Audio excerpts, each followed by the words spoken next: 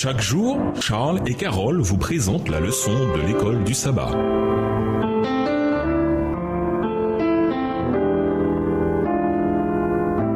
Bienvenue dans votre émission Dieu nous parle. Nous voilà à la leçon de mardi, l'unité dans la diversité. Lisons Galates 2, les versets 1 à 10. Paul parle des faux frères qui s'étaient introduits parmi nous pour épier la liberté que nous avons en Jésus-Christ, avec l'intention de nous asservir. Galates 2, verset 4. De quoi les chrétiens sont-ils libres? Lisons Jean 8, versets 31 à 36, Romains 6, versets 6 et 7, Romains 8, versets 2 et 3, Galates 3, les versets 23 à 25, Galates 4, les versets 7 et 8, Hébreux 2, les versets 14 et 15. Comment vivons-nous la réalité de cette liberté personnellement? Galates 2, les versets 1 à 10. Ensuite, 14 ans plus tard, je montai de nouveau à Jérusalem avec Barnabas et je pris aussi Tite avec moi. J'y montai par suite d'une révélation. Je leur exposai l'évangile que je prêche parmi les païens.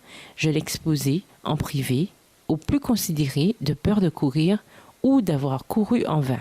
Mais Tite, qui était avec moi et qui était grec, ne fut pas même contraint de se faire circoncire. Cependant, à cause des faux frères qui s'étaient furtivement introduits et glissés parmi nous, pour épier la liberté que nous avons en Christ Jésus avec l'intention de nous asservir, nous ne leur avons pas cédé un seul instant par soumission, afin que la vérité de l'Évangile soit maintenue parmi vous. Verset 6. Quant à ceux qui paraissaient les plus considérés, ce qu'ils avaient été autrefois, n'importe peu. Dieu ne fait pas de considération de personne. Les plus considérés ne m'ont rien imposé. Au contraire, lorsqu'ils virent que l'Évangile m'avait été confié pour les incirconcis, comme à Pierre pour les circoncis, car celui qui, agissant en Pierre, en a fait l'apôtre des circoncis, également agit en moi en vue des païens. Et lorsqu'ils reconnurent la grâce qui m'avait été accordée, Jacques, Céphas et Jean, considérés comme des colonnes, nous donnèrent la main droite à Barnabas et à moi en signe de communion. Ainsi nous irions, nous, vers les païens et eux vers les circoncis. Nous devions seulement nous souvenir des pauvres, ce que je me suis empressé de faire. Jean 8, les versets 31 à 36. Jésus dit alors aux Juifs qui avaient cru en lui, « Si vous demeurez dans ma parole, vous êtes vraiment mes disciples. Vous connaîtrez la vérité vous rendra libre. » Ils lui répondirent, « Nous sommes la descendance d'Abraham et nous n'avons jamais été esclaves de personne. Comment dis-tu, vous deviendrez libres ?» Jésus leur répondit, « En vérité, je vous le dis, quiconque commet le péché est esclave du péché. Or, l'esclave ne demeure pas toujours dans la maison, le Fils y demeure pour toujours. Si donc le Fils vous rend libre, vous serez réellement libre. » Romains 6, versets 6 et 7. Nous savons que notre vieille nature a été crucifiée avec lui, afin que ce corps de péché soit réduit à l'impuissance et que nous ne soyons plus esclaves du péché, car celui qui est mort est quitte du péché. Romains 8, les versets 2 et 3. En effet, la loi de l'esprit de vie en Christ Jésus m'a libéré de la loi du péché et de la mort, car, chose impossible à la loi, parce que la chair la rendait sans force, Dieu en envoyant à cause du péché son propre Fils dans une chair semblable à celle du péché, a condamné le péché dans la chair. Galates 3, les versets 23 à 25. Avant que la foi vienne, nous étions enfermés sous la surveillance de la loi, en vue de la foi qui devait être révélée. Ainsi, la loi a été un précepteur pour nous conduire à Christ, afin que nous soyons justifiés par la foi. La foi étant venue, nous ne sommes plus sous ce précepteur.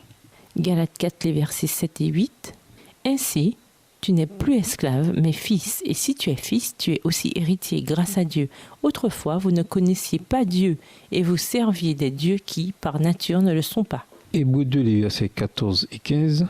Ainsi donc, puisque les enfants participent au sang et à la chair, lui aussi d'une manière semblable y a participé, afin d'écraser par sa mort celui qui détenait le pouvoir de la mort, c'est-à-dire le diable, et de délivrer tous ceux qui, par crainte de la mort, étaient toute leur vie retenus dans l'esclavage. La liberté comme description de l'expérience chrétienne est une notion importante pour Paul. Il emploie le mot plus fréquemment que tout autre auteur dans le Nouveau Testament et dans le livre de Galates. Les mots libre et liberté reviennent à de nombreuses reprises. Mais pour le chrétien, la liberté signifie la liberté en Christ. C'est l'occasion de mener une vie de dévotion sans entrave envers Dieu. Elle implique être libre des convoitises de notre nature pécheresse. Romains chapitre 6, de la condamnation de la loi, Romains 8, les versets 1 et 2, ainsi que de la puissance de la mort, 1 Corinthiens 15, verset 55. Les apôtres reconnaissaient que la bonne nouvelle avait été confiée à Paul pour les incirconcis, comme à Pierre pour les circoncis. Galates 2, verset 7. Qu'est-ce que cela indique sur la nature de l'unité et de la diversité au sein de l'Église ? Les apôtres reconnaissaient que Dieu avait appelé Paul à prêcher l'Évangile aux gentils, tout comme il avait appelé Pierre à prêcher aux Juifs. Dans les deux cas, l'Évangile était le même, mais la façon dont il était présenté dépendait des gens auxquels les apôtres s'adressaient. Dans ce verset, on comprend implicitement l'importante reconnaissance qu'une seule et même formule sera forcément entendue différemment et aura un impact différent dans des contextes sociaux et culturels différents. C'est précisément cette unité qui est la base de l'unité chrétienne, précisément comme l'unité dans la diversité. Quel doit être notre degré d'ouverture aux méthodes d'évangélisation et de témoignage qui nous sortent de notre zone de confort ? Y a-t-il certaines formes d'évangélisation qui vous dérangent ? Le cas échéant, lesquelles ? Pourquoi ? Et avez-vous besoin d'être davantage ouvert d'esprit sur ces questions ? Et nous vous laissons avec la question du jour.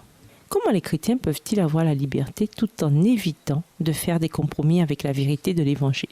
Au revoir. Et à demain si je veux. Dieu nous parle. Chaque jour, Charles et Carole vous présentent la leçon de l'école du sabbat.